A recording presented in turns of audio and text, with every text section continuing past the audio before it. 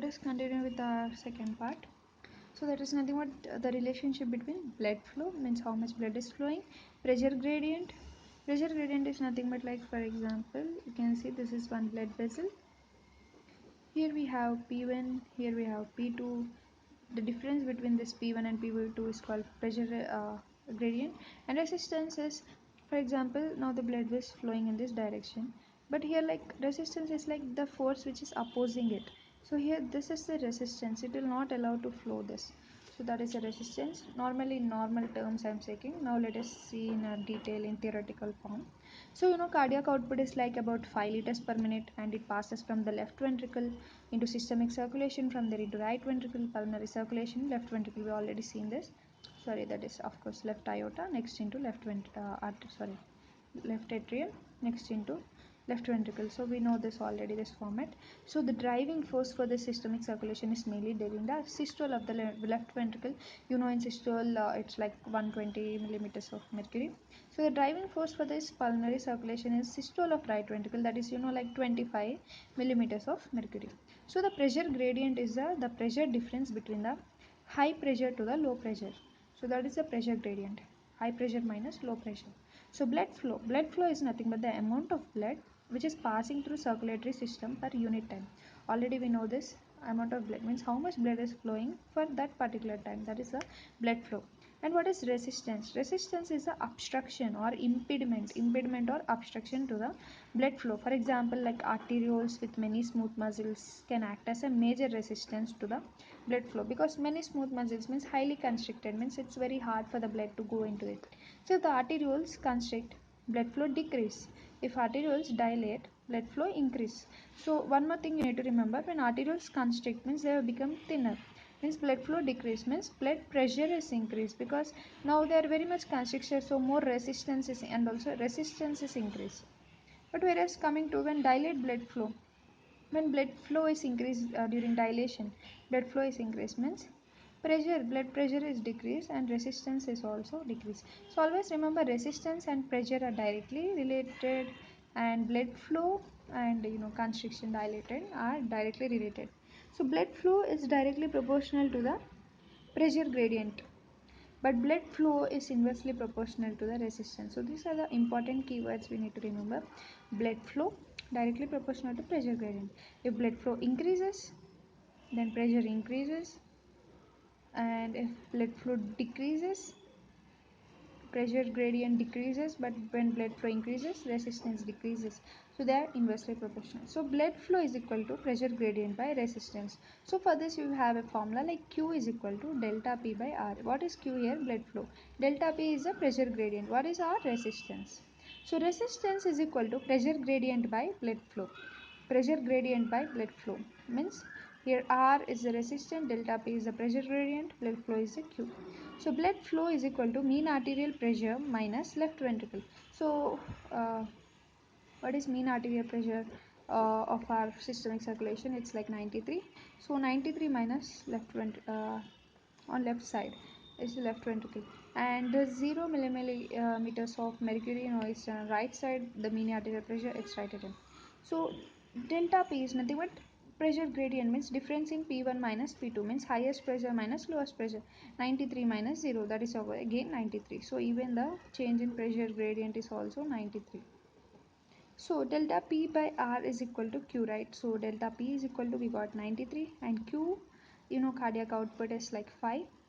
So from this formula we can get that cardiac output 5000, 93 divided by R.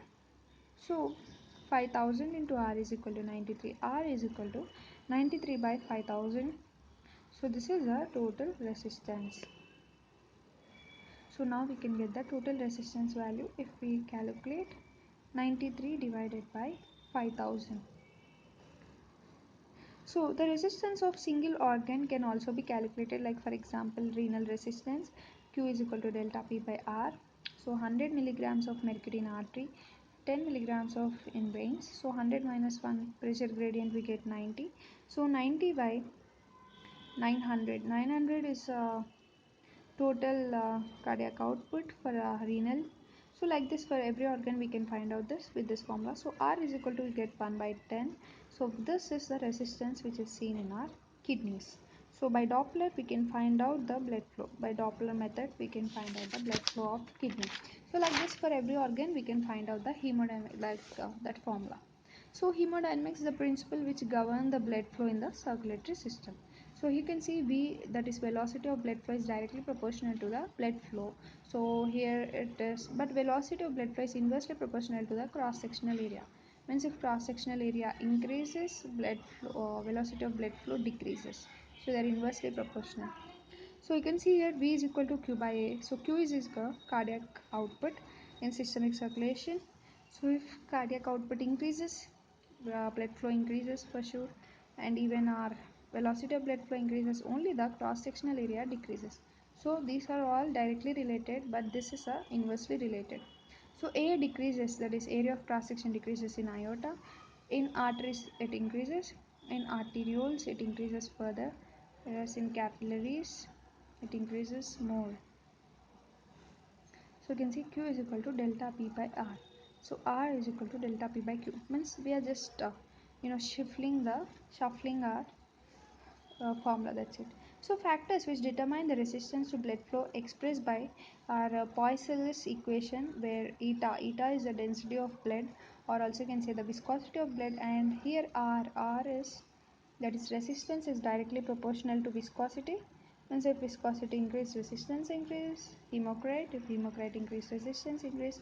Especially hemocritus increase in polycythemia conditions, where in anemia more red blood cells are produced, and increased resistance move slowly, that is Q is decreased, viscosity is decreased, hematocrit is decreased in anemia, and decreased resistance move fast, that is increase in blood velocity. So you can understand that like directly related. So from this Poiseuille's law we get in formula like R is equal to 8 into eta L divided by pi r power 4, radius power 4. This is the Poiseuille's equation. So in Wilder gamma multiple myeloma, there's increase in resistance. So you can understand when resistance is increased, Q is decreased, means blood flow is decreased, whereas viscosity or density of the blood is increased. Because here you can see directly that resistance is directly proportional to the viscosity of blood flow. And here L denotes the length of the vessel. So if the length of the vessel increases, also resistance increases, because they are directly related. So here R is the radius. When radius decreases, then the resistance increases. So here you can see like how resistance is related to R power 4. For example, if we take 2 in the place of this R, then 2 power 4 we get 1 by 16. So for 1 by 16 increase in radius, the resistance is decreased for 1 by 4 power 4 of increase in radius. You can see 1 by 256. So resistance is decreased for increase of 16 per radius, and resistance is decreased for increase of radius for 4 times. So that is what meant to say by the Poiseuille's equation, that radius power 4 is inversely proportional to the resistance.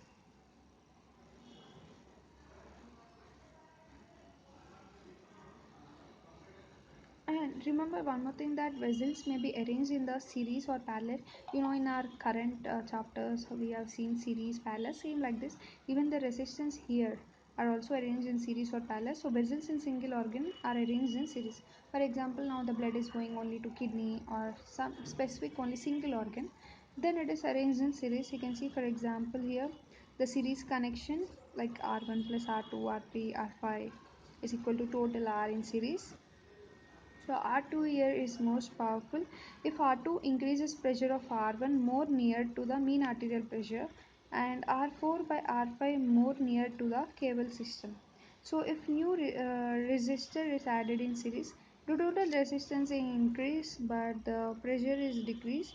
So the blood flow is same throughout the series. So you can understand as this is an additive sum like R1 plus R2 like this. So for example, if you add like a new R, if you add new R, then also the total new R also will be increased because of adding in series. And the vessels in systemic circulation to vascular circulation, total blood flow is distributed simultaneously to multiple systems. So for example, 5 liters of cardiac output is distribution to all parts of the body. And next, coming to the parallel stage, you can see they are like this. The formula here, 1 by r1 plus 1 by r2 plus, like this. So if we add a new resistor here, the total resistance will decrease in parallel. So always remember, when you add new resistance in series, the total resistance increases, but when you add new resistance in parallel, the total resistance will be affected, it will be decreased. So total blood flow is decreased in every parallel arrangement, and pressure remains same throughout. So next, let us discuss some important point like laminar flow and turbulent flow. So you can see the normally the blood flow in laminar way in a normal blood vessel, layers of blood moving from wall to the center of vessel increase the speed. That is, in center the speed is increased, whereas you can see at the laminar blood flow, the layer of blood which is passing near to the wall of the blood vessel will move somewhat slower, whereas the layer of blood which is moving in a center will move with a higher speed. So towards the walls, they are exposed to more friction, and also they are having adhesion property with the wall. And the first layer is almost not moving, whereas second glides on the first layer. Likewise, all layers follow, and finally at the center they move faster, and again at the edges or walls they move slow. So the movement is called as parabolic arrangement. It is called laminar flow or streamline flow, and requires less energy because they are flowing in a normal direction. Whereas we also have one more property that is called as turbulent. Turbulent means they move however they want. Like you can see, they are not forming the proper pattern. First they follow the streamline or laminar flow. Later, due to any atherosclerotic problems or any obstruction in a blood vessel, lead to this turbulent flow. This turbulent flow also looks like somewhat whirlpools in a sea, like that. So turbulent flow layers of blood was distributed and move axially and radially. This type of blood flow require more energy, and eddy currents are formed. Eddy currents are nothing but the whirlpools. Like this, the whirlpools are formed. And sometimes the turbulence may become severe, and if we hear that through heart, it may cause murmur, and also may hear to arteries as bruise.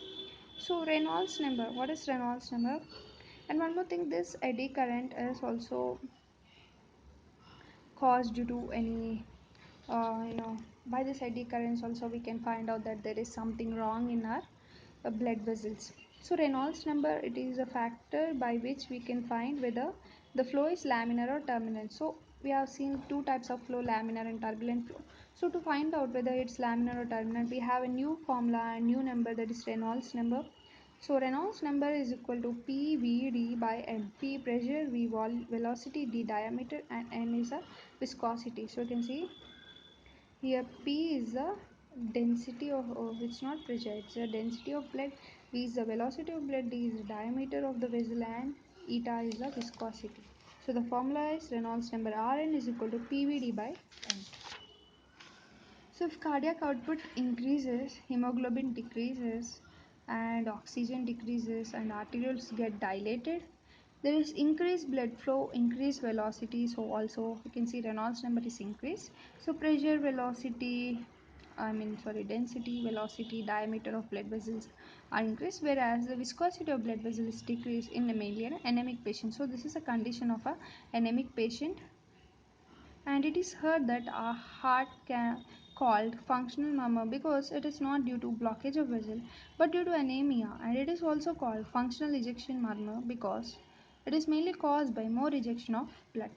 So the vessel is blocked by thrombus or stenosis, then there is higher turbulence and also higher velocity. So the blood flow proximal to the obstruction is laminar, where the point of obstruction is highly turbulent, and again there is rearrangement in the laminar or streamline. Flow remains same, but the velocity varies. Like velocity is equal to, you can see, Q by A, blood flow by area of cross section. So if velocity increases, then Reynolds number also increases and forms the bruises in the arteries, and at branch point it may produce turbulence because of distributed laminar and increase in Reynolds number in aorta, the vessel branch point, thrombostenosis or anemia, turbulence can be identified by the Reynolds number. And next we'll see the vascular compliance or capacitance, and the last systolic diastolic blood pressure in our last part.